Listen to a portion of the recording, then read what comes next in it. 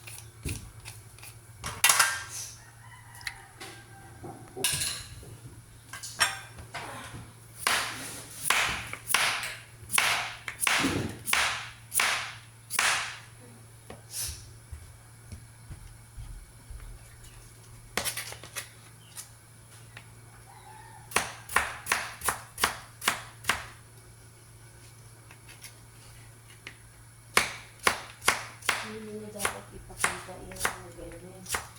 Basic yun.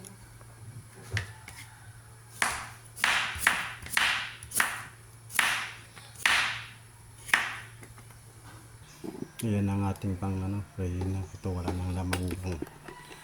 Ito wala nang laman yan. Bagal na lang. Yan siya. At lagyan natin ng giniling. May resin din. Yan pang gisa.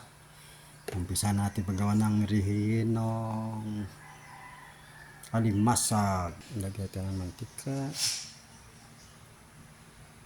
Little bit lang.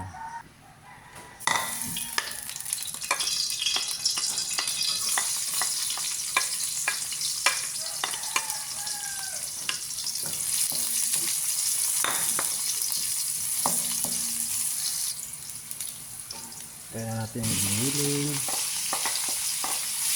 Nagawa ko ng giniling kasi konti lang yung laman ng crab. Lagyan na natin yung panimpla para lumasa na siya. Paminta. Ayan na. Halo konti.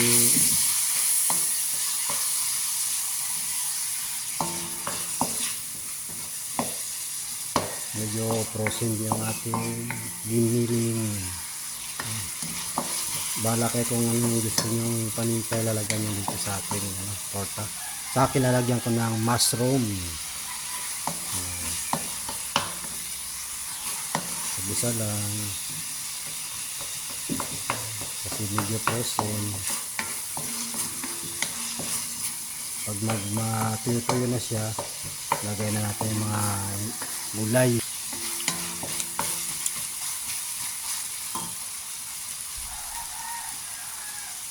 Lagyan natin yung carrot saka yung patatas.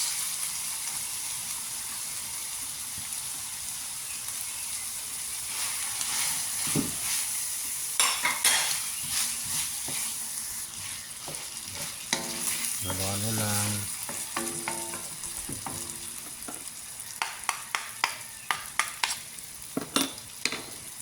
Takpan muna natin siya.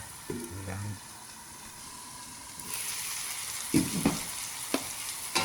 wow, ang bango.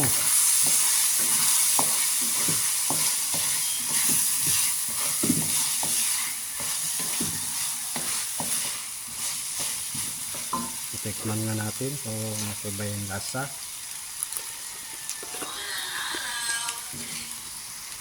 Ayun, ayos.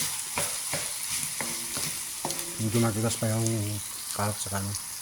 Lagay na natin yung crab.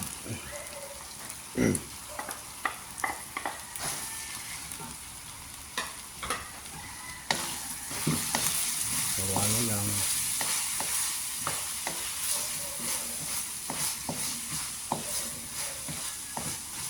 Yan, medyo pulutuin natin natin natin ito.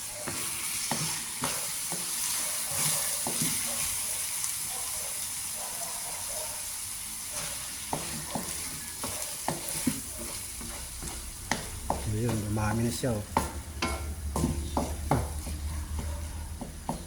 Dumami na siya sa giniling. Ayan. Lagay natin yung raisin. Yun oh.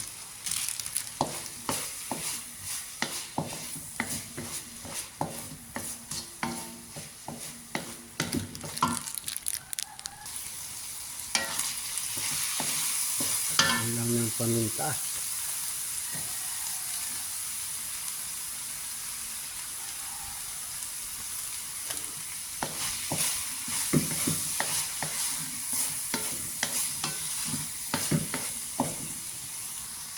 Iagdan din natin yung mushroom para masarap yung ating pagkaiba. Yung ating ano, tawag nito. Relleno. Lagay ko na rin to ano, yung atsan para gumango.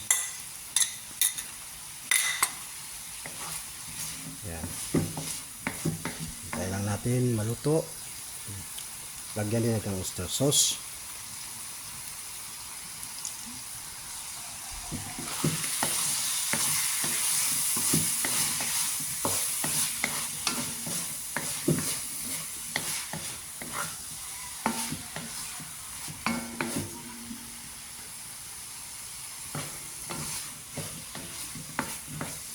Ayan, dito na siya mga idol.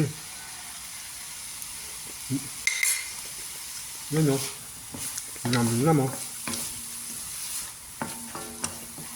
Ayan po. Luto na po siya. Papalaman natin yan. Papalamagin lang natin. Lalagyan po pa sa bago. Ganito isama.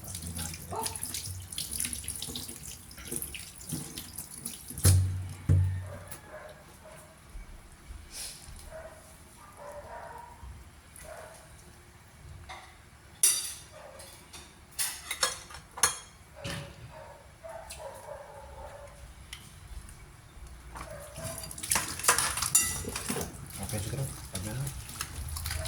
Ito nakita yung mga palaman.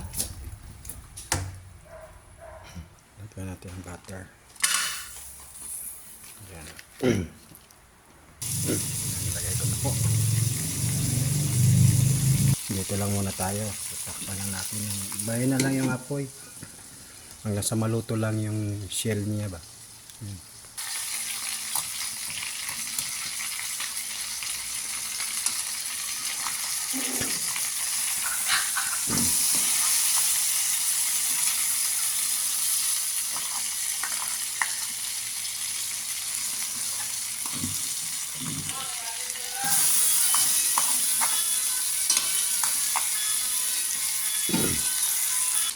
Ito na. Ayan ang ating pan. Pag ito, relleno. Ayan o. Bubuksan ko lang po. Ayan o. Yun o. Naman sa loob. Luto na po siya. At thank you for watching po. Sana magustuhan nyo po. Bye bye.